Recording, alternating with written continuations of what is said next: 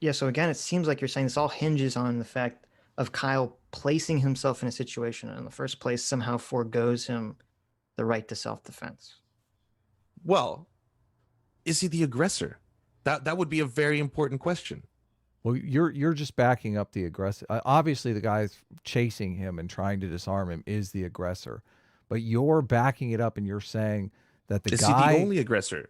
Well, you're basically making the argument that the these are guy hypotheticals. chasing We him. don't know whether or not he was there. We don't know whether or not he was actually standing there and pointing guns at people and saying stop destroying cars. We don't know whether or not he had already pointed his gun at people and told them to stop. Like at what point is he also going to be I don't know, some level of guilt is going to be placed upon him for his actions? Like, at what point do you guys, like, here's that, I guess that's a question for you. I would, if I want to learn if more he was about you. doing if he was doing any of the things that you have claimed he's doing, if he was waving his gun around and saying get on your fucking knees, asshole, like yeah, sure, I think you got a case, but there's no evidence to imply that he was doing any of those things. Well, there's okay. Well, is that it? Is that basically that's the line? That's the bar. Is if he was basically pointing a gun at people and saying just Well, if he was the aggressor, yeah. I don't even know if I'd say pointing a gun at someone is enough, because once the guy runs away, like the person is running away from you. Okay, why are you escalating? Because you're talking about like escalating the threat, which I agree is bad. If someone's running away from you, why are you chasing them? Why are you escalating the potential conflict? So in your scenario, if it's him chasing someone with a gun and saying get on the ground or at that point he's the aggressor. If I flip that around, wait, I don't understand. Yeah, flip it around. Flip it around for us. Yeah, well, I'm just curious. So in that case, if the same thing had been happening, if Kyle Rittenhouse had been doing the same thing, if we flip this entire scenario on its head, right, then is the other individual the aggressor? Paint the exact scenario out. Okay, so let me just get this right, Adam. So you were saying that if someone was to point a gun, if Kyle Rittenhouse was pointing a gun at someone and saying, "Hey, I'm going to kill you," like get on the floor, he's the aggressor. Let's make it easy. Yes, the aggressor's at fault. That's the argument that we're making. The aggressor's at fault. Okay. So in this case, was Kyle Rittenhouse being chased by a person who said, "Get on the floor, I'm going to kill you"? We don't know what he was yelling. I think he said, right, fuck but you that or would be something. according to your own standards. That would be the justification for Kyle Rittenhouse to have killed him in that scenario. My example is not all examples. I'm just saying. Like I of course it's not. Hold on. Exactly. Thank you. And that's what we're saying. It cannot be. Yes, but it cannot be a blanket statement. We cannot just say, well, this one scenario says it's fine for all of it. That's the problem with this. There's not a binary. It doesn't happen in a vacuum. But I am making the case that the aggressor is the one at fault. I'm saying that you're complicating the issue by making. You want to make the aggressiveness more or less, and you want to say that it depends upon the level of aggressiveness. I'm just taking that out of the equation. I'm saying whoever the aggressor is, I'm doing the exact same thing you've been fault. doing to me this whole podcast. This is it. This is the same thing. It's just been flipped. No, wait, and that's why I agree with you. Like, I think we agree about the same thing here. You cannot just isolate one little thing and be like, well, that doesn't apply to all scenarios. No, I am isolating one thing though. I'm saying that the aggressor is at fault. You're the one complicating it by adding in the level of aggression. I don't care about the level of aggression. I just use that for a whimsical example, okay? We're talking about who is the aggressor here. Obviously, from what we've seen, the chaser was the aggressor. Kyle Rittenhouse was fleeing. And I'm saying that if you flip that around and you seem to agree that if Kyle Rittenhouse was the aggressor, then he loses the moral high ground. So we're basically making an argument that whoever is the aggressor loses the moral high ground. Like we have some kind of duty to de-escalate. Well, I agree. We do have duty. But we also have a duty to de-escalate, of course. I don't think that's usually what happens. Let's flip it around, because I think that's a good idea. If Kyle is with his gun is chasing a guy, we don't know why he's chasing the guy. If Kyle's chasing a guy with a gun, does the guy have the right to turn around and shoot Kyle? Kyle's chasing a guy with a gun. Does the guy have a right to? Is Kyle about to shoot him again? Does it fit those three? Well, he has a gun. We don't know. We don't know. Well, He's my carrying response a big to that gun. would be, again, if you're going to forfeit someone's life, you have to look at 3 separate things when you're going to judge whether or not you have a right to do so from a moral standpoint. The first we No, can't but the even guy look doesn't at have the because luxury. The guy who's being chased doesn't have the luxury to like. Oh, of course say, not. well, No here one are my does. three moral. I know you're standpoints, never going to go through that scenario, but Right. we on the other end, on the internet where we do the talky talk and the shitty shit, we have the luxury to go through it this way, right? When it comes down to the moment, yeah, people just start shots fired. That's what happens. You're not going to sit there and be like, "Well, I'd like to pull out my moral philosophy now and then go through these 3 things." Imminence is impossible to determine because none of us have a crystal ball, and necessity is based on imminence because you don't know what the necessity is until you know whether or not the bodily harm is imminent. So the 3 criteria that you have, I mean, proportionality is great for after you're assigning punishment for wrongdoing. So I don't necessarily know how these correlate. But in most of those scenarios, then you would probably look at this, if you were to take a step back, you would look at this on some level as Kyle being an aggressor. Because you are entering... No, he's de-escalating. He's running away. The other guy is obviously the aggressor. You're trying to place, and I see this a lot. People seem to intuitively understand the aggressor is at fault. So you realize that the guy that's your guy, the guy who's there protesting for Black Lives Matter, is the aggressor. Oh, here. he's not my guy. I don't know who these people are. I can definitely take a step back from this. Hey, well, if you want to ask me, do you think it was okay for like an Antifa, a guy in Portland to have shot that other guy in the face? I would say no, that's not okay. Okay, like, Jesus Christ. I'm not for people just shooting each other in the face. I'm pretty sure I've been not your guy, but pretty standardized on the aggressor in this situation, the protester. You want to turn that around. You want to say, listen, we have a problem here because the aggressor's obviously at fault. And this guy is so obviously the aggressor. Let's figure out how we can make Kyle Rittenhouse the aggressor. And then you go in and you're how is he so obviously the aggressor, though? We don't know what happened before that scene. We don't know what led up to that. All we know is the scenes we've seen in the video footage. Hold on.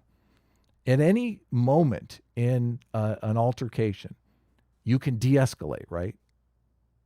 Ideally, any moment you can de-escalate, correct? Sure. I mean, yeah. So you're saying Kyle, being the good old boy that he was, just a good Christian fundamentalist, he was just like, hey, everybody, let's calm down. Why are you throwing Christianity in here? Why are you calling him a Christian fundamentalist? I'm characterizing the good old boy. But anyways, do you what think does that Kyle matter though? How is that relevant? Yeah. Now we're gonna get stuck on this. All right, sorry. Well, hold on. We're not the ones. We're not the ones I withdraw here. my statement of Christianity. Well, I know. I just think it's interesting that you emotionally load the language so much. Yeah, totally. Okay. Well, now that we're back on the task at hand, when it comes to agree Kyle Rittenhouse, do you think that he was not at all acting aggressively? And I'm not saying specifically. Running away. Wait. Not in that clip. He's literally running in the other direction. Being in an environment like that with a gun, showing up there to defend property that isn't his, and he did end up, shooting someone who was, again, unarmed. But this is what you're doing. You're trying to put him in the aggressor role. You're backing up and you're saying, listen, the aggression started when he crossed state lines with a gun. You're trying to put Kyle Rittenhouse in the aggressor role because I think intuitively you know that the aggressor is always at fault. Well, is that what you're suggesting, that simply defending property with a gun is an aggressive act on its own?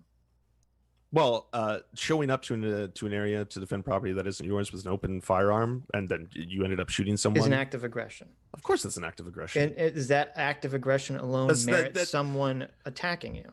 No, it doesn't, because it's proportional. Because again, like I've been saying since the start of this conversation, it has to be analogous to the punishment. Right. So how is Rosenbaum acting proportionally by chasing after someone who's standing there defending property? Someone who's defending property with a gun, who could be pointing his gun at people. Well, that didn't happen though. Again, you even kind of gave the point that maybe he was going to reach for the gun. Maybe he was reaching for the firearm at the end of the day. That would be what I call de-escalation, because he's like, hey, I don't want you to shoot any more people. So why don't I get this gun away from you? No. We're talking about Rosenbaum. He hasn't shot anyone. Okay, he's running. Rosenbaum chases a person who's standing there. Okay, so they're escalating the situation. They're not acting proportional. He chases a guy. The guy's running away from him. He's attempting to de-escalate the situation by fleeing. He's not using force. He's not turning around and instantly shooting the guy. But the guy decides to keep chasing him. And then once he gets within grabbing distance of him, he tries to grab the gun, and that's when Kyle shoots him. So I don't see how that's Rosenbaum acting proportional. Well, first off, you haven't even said what happened before, because again, yeah, obviously you wouldn't. We don't know what happened before that, but that isn't necessarily de-escalating the situation. I'm right? curious How is running away not de-escalating the conflict, the Sorry, immediate conflict? I missed what Adam just said. No, go ahead. I'm sorry to interrupt. Okay. How is not running away from a person trying to de-escalate an immediate conflict? It depends on the scenario, but yes, running away is definitely less aggressive than pointing a Okay. gun at someone. Was he pointing a gun at him right before? Was he pointing a We gun have at no, anyone before? we don't know. We don't know, of course. But I would say that if you're showing up to a scenario to defend someone else's property with a gun, and again, there are accounts in some of those videos where people said he had pointed the gun at other individuals before. Is that aggressive? Are you acting as an aggressor? So if Kyle pointed the gun at Rosenbaum for some reason, he said, "Stop or I'll shoot you," or whatever, and then the guy says, "Fuck you," and starts chasing him instead of stopping, and then Kyle runs away because he doesn't want to take this guy's life, you still think that Rosenbaum is justified in chasing him down at that So point? you saying he doesn't want to take this guy's life and that's why it happened? That's you Potential. This is characterizing the the situation hypothetical. based. Yeah, it's hypothetical, not knowing. But yeah, I would, in your hypothetical, if you're running away from someone rather than accelerating the violence, then yes, you are trying to de-escalate a situation. We So don't how know is- if that's what happened there, though. Well, Right? but This why is a would he- hypothetical. Well, but why would he be running away from him if not to de-escalate? What other reason would there be? The answer to that is infinity. There's an Well, infinity. give amount me of reasons. an example, because I can't think of one. An example, had Kyle previously tried to endanger him or his friends' lives, had Kyle shown up there and pointed the gun at them and said, "Hey, you smash those cars, like get on the ground," had Kyle been LARPing as a police officer like he had been doing basically, Yeah, and then when you for the run last away, little you're while. de-escalating. We're talking specifically about the act of running Right, so away. you've skirted past the scenarios and the answers in which, yeah, there's a lot of different reasons Well, why no, that would have because happened. the first hypothetical was, I said Kyle points the gun at Rosenbaum, hypothetically, Mhm. okay, and then Rosenbaum, instead of stopping or instead of listening to whatever Kyle says, he starts chasing after Kyle. Kyle then flees, okay, because he's running away because he doesn't want to shoot the guy. How is that not a de-escalation? He's running away.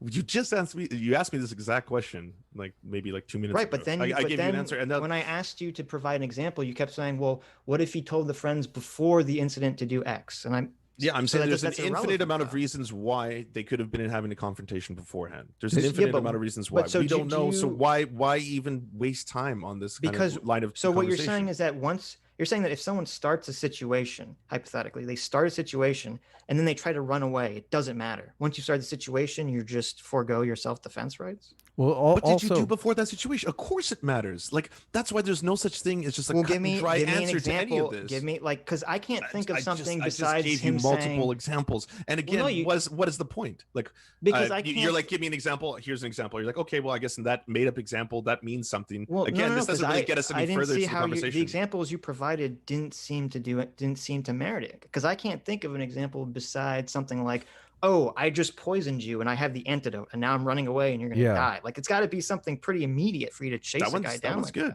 that. Let's use that one. Okay, so do you So think if you're happy with Kyle that one. poisoned Rosenbaum I do and had the not. antidote? I do not. But there you go. Okay. There you go. There is multiple. Like Okay, I said, so infinity give would be me- the answer okay, to that. So in what would terms- be an example you think is like- reasonable that could have happened in the situation? we're talking specifically about a point of no return where there's no de-escalation possible. Like you seem to be making the argument that a scenario can unfold where it's impossible to de-escalate no matter what you do. Even if you turn Right. around and run away, that's not de-escalating the situation. Sitch has come up with a great example here. Kyle Rittenhouse has poisoned him with plutonium-7 or something.